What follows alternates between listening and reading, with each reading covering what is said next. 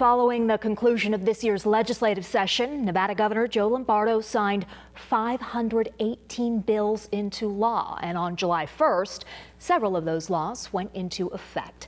Joining us to explore which of those laws are most likely to affect you are Tabitha Mueller, Capitol Bureau Chief at the Nevada Independent, and McKenna Ross, politics and government reporter at the Las Vegas Review-Journal. Ladies, welcome. And Tabitha, I'd like to start with you. Where are you at the moment? No longer in Carson City, right? No longer in Carson City. I'm actually based in Sparks, Nevada now, so northern part of the state. Okay, what law is currently in effect that you think Nevadans need to know about? So I think there are some of the high profile ones, right? We're talking about the Nevada Health Authority establishment, an omnibus education bill, Governor Joe Lombardo's key housing proposal, as well as a couple of other legislation. But there are two policies that I think haven't received a lot of attention. And one of those is a ban on artificial intelligence in school settings for mental health treatments. And it requires the Nevada Department of Education to develop a policy for using AI by school employees when providing therapy. So I think that one may have some large effects that we'll kind of have to see as it plays out. The other one that I'm sort of paying attention to is the requirement for the state to reimburse care for disabled or chronically ill children. So parents caring for ill or disabled children have really struggled sometimes, right? Choosing between how do I put food on the table and take care of my kid. Now they'll be able to get reimbursed for some of that care. McKenna, same question for you. What do you think Nevadans need to know about of the laws that are right now in effect? Yeah, sure. One that I think is really interesting is a ability for officers to confiscate firearms for people who are in mental health crisis holds. Now, that's a temporary confiscation. If a person is deemed to need a mental health crisis hold, the officers can take their firearms. They have to immediately provide that person with a receipt and with information on how to get their guns or other firearms back after their crisis ends or after they're leaving treatment. Now there are some, exceptions. They don't have to give the firearms back. They, being the officers, don't have to give the firearms back if they set up a protection order or if that person isn't eligible to have a gun to begin with. But I thought that was a really interesting bill to become law because, we didn't see a lot of success in gun control measures. Several different policies were vetoed by Governor Lombardo. And so this one seems to be the kind of middle of the road common sense that Carson City lawmakers could agree on. How difficult was it to get passed? Well, it did pass, and it was led by Senator Melanie Scheibel and the Senate Majority Leader Nicole Cannizzaro, so they were able to champion it and get it through to the bipartisan support? Yes. Did it have it? I believe so, yes. Okay, all right. Let's go back to you, Tabitha, and I want to start with the healthcare aspect. The Nevada Health Authority, what does this mean for Nevadans who use Medicaid, for example? So this is one of the biggest changes we've seen in Nevada to our healthcare system. Essentially, what the creation of the Nevada Health Authority did is that it puts Medicaid, the Public Employees Benefits Program, the Nevada Health Link, which is our state insurance marketplace, all under the same roof. And what officials say this is going to do is that it will basically consolidate the state's purchasing power with insurers, and they'll be able to leverage for better deals. They'll be able to have an in-house system. So if people are navigating, am I on Medicaid or do I need to get onto the public health insurance option plan that's set to roll out in 2026 or another insurance plan, it's kind of a one-stop shop for people to go to. And it's what officials have said is it'll streamline those services and access points. McKenna, I see you nodding your head. Mm-hmm. What do you think about this bill in particular? Yeah, I thought it was really interesting because the governor proposed this first at his State of the State. It was part of a larger, effort to reform the state's healthcare system. And his policy bill, a separate bill from this suggestion or this plan to split the department, it didn't go through. It ultimately failed on sine die, but the split still was approved and it's still occurring. And so I think it shows that the state really wants to find ways to streamline, as Tabitha said, and to look for ways to give themselves better power in negotiating with insurers or with drug companies and things like that. I was also going to add that recent reporting that we've done has shown that because of the one beautiful one big beautiful bill that's moved through that was approved under President Trump's administration. We're expecting to see about 100,000 Nevadans who will lose Medicaid once work requirements kick in, which could be as early as 2020, which could be as early as 2027, but things might shift depending on, waivers, that type of deal. But what's interesting is when we talk to officials about this, they sort of pointed to the health authority as a way to find ways to innovate, help people get back onto insurance, to kind of address some of the drop off that we're going to be expecting from that program. And people who are currently on Medicaid in Nevada, what do they need to do, if anything? I mean, is there messaging that's letting people know these are the changes that are coming? So I think that a lot of the changes we're not actually going to see in effect until a few years from now, right? I think that's the key part of this bill that's really important to note is we're not going to see an immediate drop off. Work requirements, things are slowly phased in over the next 9 years. When that happens, obviously the state, different agencies, they're going to have to be on the front lines getting out that messaging. We've already seen newspapers, publications, those types of deals saying, hey, here's what you need to be aware of. Now, as this kind of rolls out, we'll start to see people will need to renew their Medicaid. They're going to have to re-enroll. They'll have to say, I'm proving that I am working. Here are the requirements. There are some exceptions for people too. That can be a lot of work, a lot of red tape for people that they should be aware of, could be coming down the pipeline. McKenna, what are bills that were passed this past session, signed into law, that have yet to go into effect that you think people need to be looking out for or aware of? Yeah, one that I thought was really interesting was some provisions that will require the state to come up with regulations for employers who have outdoor workers during times of wildfire smoke.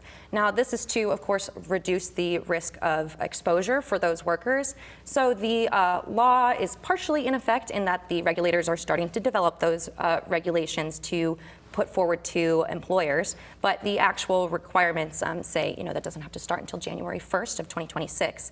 But that'll be really notable for folks who work outside. That's everybody you can think of in the summertime with summertime jobs, or landscapers, door-to-door folks, salesmen, even people at the newspaper, like our photographers. They're outside a lot, and so these regulations will require employers to come up with, settings that they have to, bring those workers back inside at certain levels if it's unhealthy for certain groups, or if the air quality is, truly unhealthy for everyone. And also will set up, communication channels for the employers to bring that information to their employees and in the training for those new employees. I would ask the same question of you, Tabitha. What are you looking ahead to? What should Nevadans be aware of is coming down the pipeline? I think one of the biggest changes, and maybe I'm jumping ahead of myself here, is surrounding education, right? There was an omnibus education accountability measure that was passed this session that was a joint bipartisan effort from Senate Majority Leader Nicole Cannizzaro and Republican Governor Joe Lombardo. And this bill does a lot of things, right? We're talking $21 million for services for pre-K, and we're also talking about transportation, other services to schools. But the biggest change that I'm paying attention to is accountability for school districts. So school districts that are low performing, underperforming, they're going to have to publish performance improvement plans. They're going to be put on a system where they could be on probation. So I think that, and then there are steps and consequences for if they don't improve. And that's something that I think is going to have a major effect on our education system. What are those consequences? So essentially what this is that underperforming districts and schools that are determined that for 2 years they don't make progress, the state superintendent can step in. And essentially what the state superintendent will do is they'll say, hey, you have failed to demonstrate progress. We can cut funding. We can reallocate resources. They can replace school leadership. I mean, these are massive changes that could happen if these schools don't show improvement, especially with Nevada's ranking as one of the worst in the nation for our education system. Another aspect of that bill that I think puts more control into the hands of parents is the open enrollment process, and there are changes to that. What are they, and when do those go into effect? So the open enrollment process changes are going to happen in the next few years. We're likely to see that. I think it's in not this school year, but in 2027, I believe. I'd have to triple check the language on it. But essentially what that open enrollment will do is it'll make it easier for students from low performing schools to attend a school outside of their zone area. It also includes a $7 million appropriation to provide those students transportation. And that was kind of a key negotiation point because I think Democrats really were nervous about the budget this legislative session, especially with federal changes coming down. We didn't have a good idea of where things were. So any allocation of money was taken very seriously and sort of said, okay, what do we actually need versus what is a nice to have? Okay, McKenna, Reba's law. What does it do and what is the backstory into how it came to be? Sure.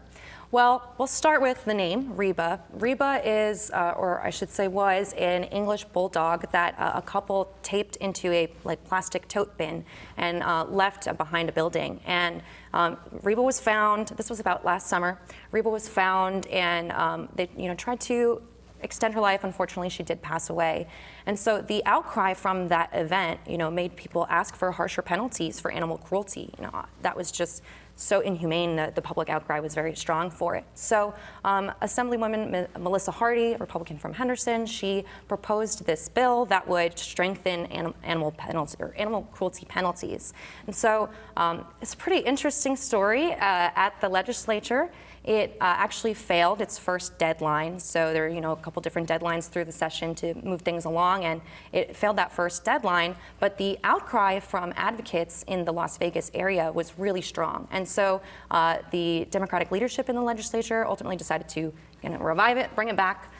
By Monday, it was exempt from deadlines, and the conversations could continue. And so the bill ultimately moved through the Assembly and the Senate with largely bipartisan support, and they, like I said, they increased animal cruelty penalties, and they also added some detail on what to do if you find an animal in a hot car, or I guess it could apply to a cold car as well. But of course, here in southern Nevada, we see that that question of what to do if you see an animal that's locked in a car and you're worried about how hot it gets in a car. So this sets up the process. What is that process? So first, the citizen should call authorities, let them know, I see an animal in a car. You got to, of course, check to see there's no other way to get that animal out. Okay, it's a locked car. So call authorities, and you can let them know that you're going to do what might be, deemed reasonably necessary to take the animal out of the car. And it shields the citizen from criminal or civil liability. So I guess you could say if you were to break a window, and as long as you're staying with the animal and staying near the car, waiting for those, authorities to come and deal with the situation and finish it out, then you can be, you can do that without fear of, prosecution or something like that. Tabitha, with your years of experience covering Nevada politics, what did you make of this story and how this bill got passed? What do you take away from that? I think you take away the fact that it matters when you call in and you talk to your representatives, right? I mean, that bill was dead. It's the kind of those deadline days are coming in. You're like, oh, that's dead. We're moving forward. But it also shows that anything can survive, right?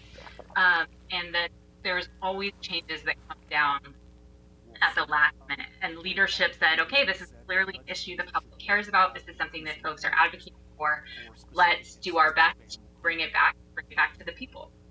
And McKenna, how would you describe the level of public outcry? Oh, they're a very passionate group of people who wanted it to be discussed. And I think it just goes to show that folks want to see their lawmakers pay attention to the issues that they care about. And of course, taking care of our pets and our animals is a priority for a lot of folks. What was the argument against passing this? I don't think there was really an argument against so much as they wanted to really get into the nuance. Some of the senators, or at least one senator, I should say, that did end up voting against the bill said that he believed that the penalties were too harsh, that they were on par with, some physical assaults or assaults against women, and so he was like, I think that what we have on the books is enough. Which was what? I think it was 4 years maximum. That sounds about right. And now it's up to 6 years. Up to 6, correct. Okay. Yes, I mean, I do remember some people talking about there are people convicted of child abuse who don't end up serving that much time. So Right. who are we prioritizing here? But Right. people love animals. I know I do. What are you working on now? Well, now I'm looking at the upcoming Attorney General's race. The Senate Majority Leader Nicole Cannizzaro announced her intention to run for Attorney General just yesterday on Tuesday. And so the story is really interesting because it puts 2 Democrats in the primary. That's her and our state treasurer, Zach Conine, have thrown their hat into the ring for the race that is, next November. Yeah. Well, their primary is a little sooner than that in June, but for that general election race next November. So we're already looking ahead. 2 high-profile Democrats in Nevada. Tabitha, last question for you. What do you make of that race? I think it's really interesting because we don't often see that high profile of a race in the primary for Attorney General, right? Usually it's pretty set on who the Democratic contender is, who the Republican contender is. I think that race in particular is going to be one to watch this as we head into the election. All right, Tabitha Mueller of the Nevada Independent, McKenna Ross, Las Vegas Review-Journal, thank you for joining us.